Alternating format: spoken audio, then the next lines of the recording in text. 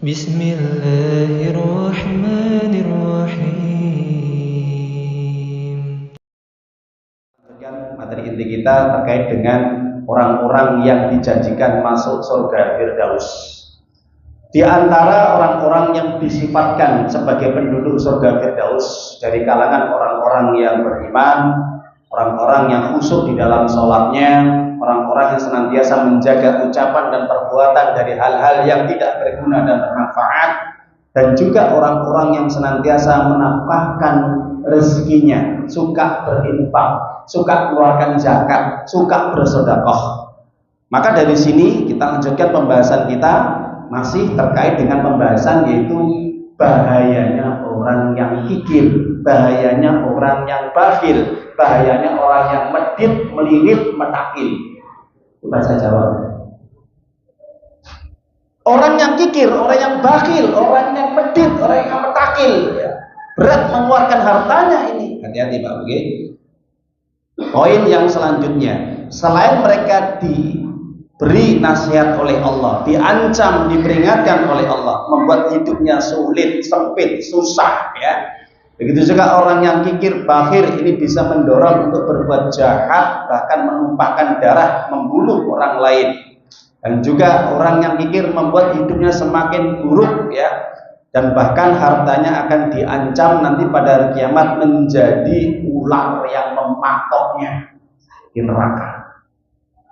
Jadi orang yang tidak mau bersedekah nanti Pak Bu, dia menyimpan emas, peraknya, uangnya di bank, ya, ataupun di tempat-tempat yang dia simpan, tidak dikeluarkan di jalan Allah, disedekahkan, diinfakkan, maka Rasulullah menyatakan akan menjadi ular yang berkepala dua, yang akan menggigit, menghancurkan, memporak-porandakan tubuh dan badannya, hancur.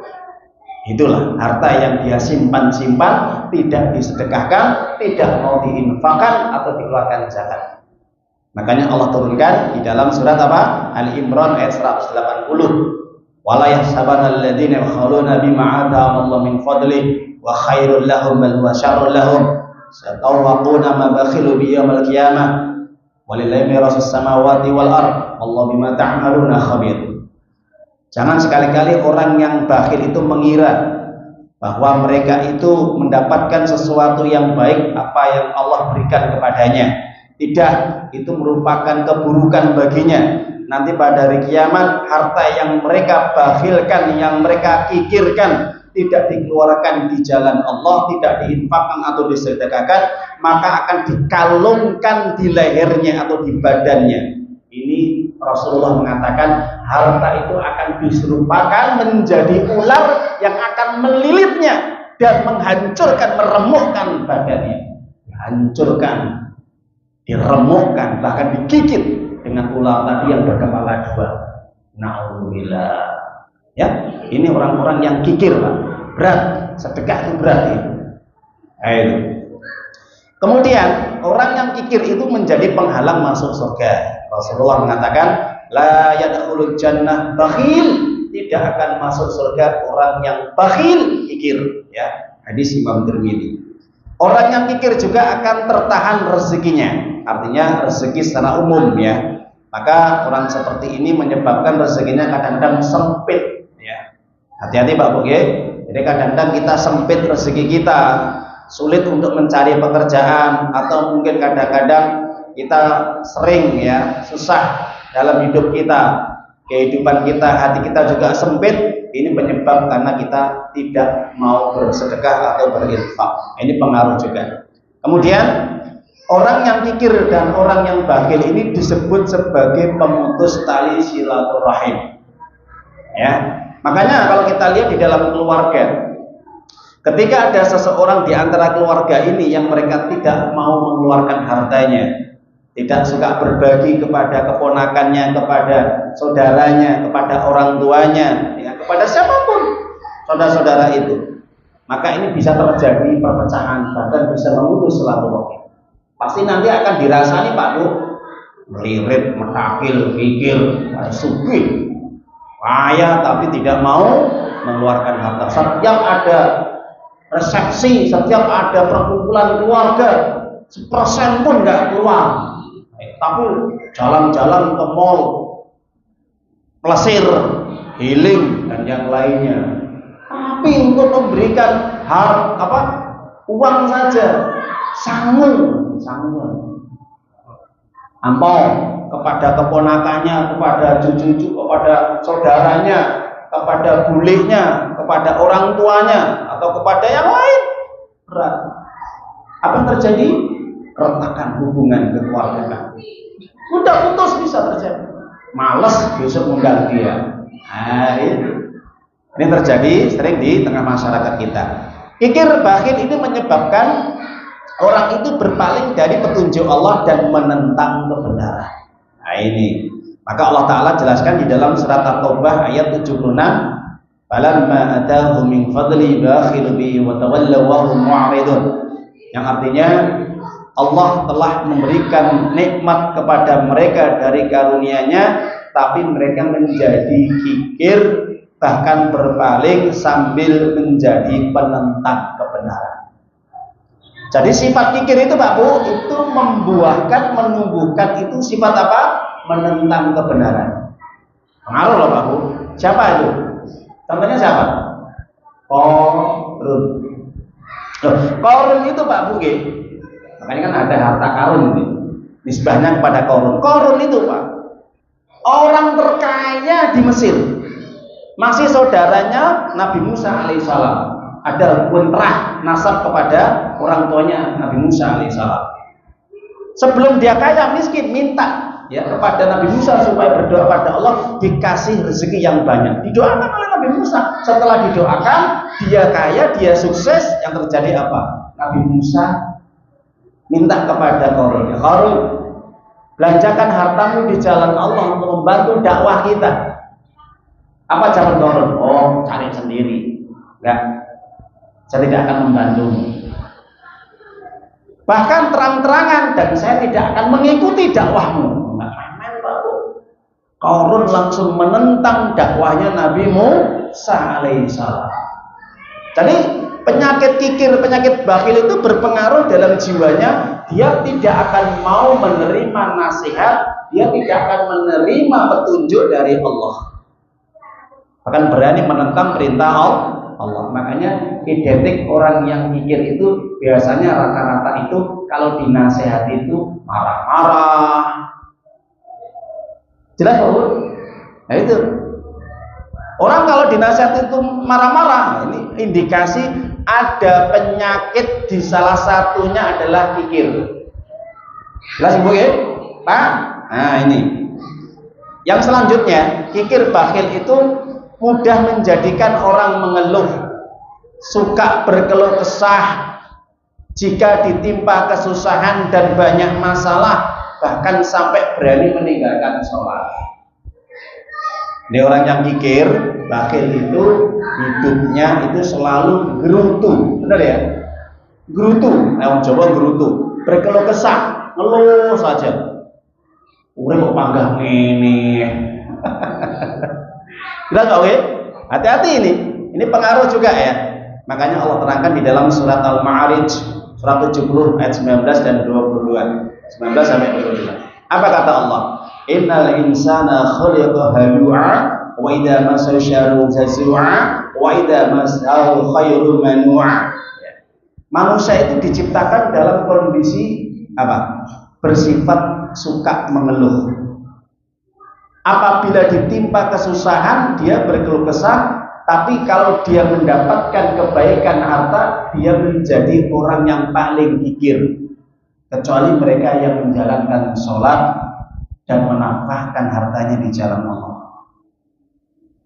Manusia itu diciptakan oleh Allah itu dalam kondisi berkeluh kesah. Kenapa keluh kesahnya Pak Bu? Ya sering, banyak susahnya, banyak masalahnya, gerutu. Ya. Ini sifat manusia. Saya katakan gini Pak Bu, Mas-mas, seluruh manusia itu pada hakikatnya berdasarkan ayat ini punya sifat kikir. Saya, kulo, penjenengan sedoyo itu hakikatnya punya sifat kikir. Terima betul? Terima salah dewe. Saya akui, kulo penjenengan saya semuanya yang hadir di sini dan semuanya manusia punya sifat kikir. Tapi kadar kekikiran itu tidak sama, dan yang kedua, sifat kikir itu bisa tertutupi dengan taat kepada Allah, keimanan dan amal soleh.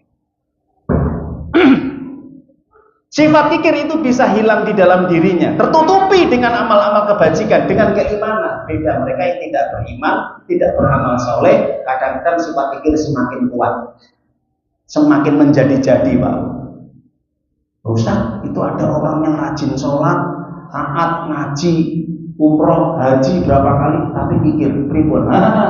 Berartinya bermasalah ibadah sholatnya, bermasalah hajinya, bermasalah umrohnya, dan yang lainnya. Kenapa? Bisa jadi itu dicampuri dengan sifat riya. Hati-hati Pak Bu, penyakit yang lain ini bisa merusak ibadah dia, sehingga sifat kikirnya tetap utuh, tidak berpengaruh dengan sholatnya. Sifat kikirnya tidak berpengaruh dengan haji dan umrohnya. Sifat kikir tidak berpengaruh dengan baca Qur'annya dan ngajinya. Kenapa? Karena apa yang dikerjakan itu tidak semata-mata karena Allah, tapi karena manusia atau karena dunia. Jadi Pak tumbuh terus kuat kikirnya. Yes. Orang yang bakhil kikir itu dianggap sebagai orang yang sombong dan berbangga diri. Ya, ini jelas. Allah Ta'ala jelaskan di dalam surat An-Nisa ayat yang ke-36, 37, Innallaha la yuhibbu man kana mukhtalan fakhura alladzina yakhluna wa ya'muruna an-nasa bil bukhli wa yaktumuna ma atahum Allah min fadli wa a'tadna lil kafirina 'adaban muhina. Allah Ta'ala menjelaskan sesungguhnya Allah tidak akan pernah suka, cinta kepada orang yang suka menyombongkan diri dan suka membangga-banggakan dunianya. Tadilah jenengan jagongan ngeten ya, bicara ngeten ngobrol, ketemu orang, dia selalu memamerkan hartanya, memamerkan jabatannya, memamerkan kedudukannya, memamerkan kecerdasannya, memamerkan anak-anaknya, istrinya, semua yang dia miliki. Kata Allah, indikasi ini orang-orang yang kikir. Loh Ustaz, tapi dia sedekah, betul, sedekah, tapi ada niat yang lain dalam hatinya. Kenapa? Karena sifat sombong itu akan menutupi keikhlasan dalam hati. Jelas Bapak Ibu? Sifat angkuh, sifat sombong itu akan menutup kesucian hatinya, jiwanya. Ketika dia seakan-akan berbuat kebaikan, tapi bukan semata-mata karena Allah, tapi karena manusia. Makanya hati-hati Pak Bu, orang-orang yang sombong, angkuh, suka membangga-banggakan dirinya, ujub dengan kelebihannya, tinggalkan dia. Ya, tinggalkan. Bahkan sampai seorang ulama yang terkenal Hasan Al-Basri mengatakan, seorang tabi'in, kalau ada orang yang dia suka pamer dengan dunianya, suka membanggakan dunianya, maka kamu tantang dia dengan kelebihan akhiratnya. Wah, saya punya mobil ini, alhamdulillah, saya hafal Al-Quran 30 juz. Ya, dia punya mobil 10, saya hafal Al-Quran 30 juz. Gak apa-apa. Kesombongan dilawan dengan kesombongan. Apa yang terjadi? Mengeruk, malu. Saya hafal kitab ya Bukhari Muslim, dia hafal primbon. Dia hafal semua teknik-teknik mesin dan yang lainnya, pamerkan dia. Saya alhamdulillah hafal Bukhari Muslim. Nah itu. Ya. Jadi para jamaah ibu itu kalau menghadapi orang-orang yang sombong dengan dunianya. Orang yang kikir bakhil itu hidupnya tidak akan pernah beruntung karena dicabut keberkahannya. Jelas ya? Karena apa?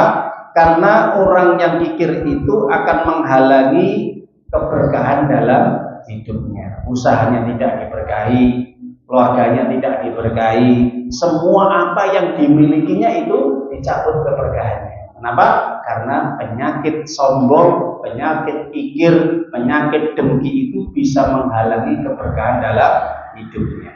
Hati-hati Pak Bu ya. Ini nasihat kepada kita semuanya. Maka Allah katakan, wa may yuqashuhha nafsi fa ulaika humul muflihun. Barang siapa yang terjaga dari kekikiran dalam dirinya, itulah orang-orang yang beruntung. Jadi orang yang kikir maka bukan orang yang beruntung dalam hidupnya. Surat At-Taghabun ayat yang 16. Yang selanjutnya, orang kikir bagian itu mengikuti jejak setan. Mengikuti jejak setan. Maka dijelaskan di dalam Al-Quran bahwa setan itu selalu menakut-nakuti kemiskinan, Pak. Setan itu selalu menjanjikan supaya kamu itu kaya tanpa mau bersedekah. Setan itu selalu menyuruh kamu untuk berbuat keji, mungkar dan maksiat.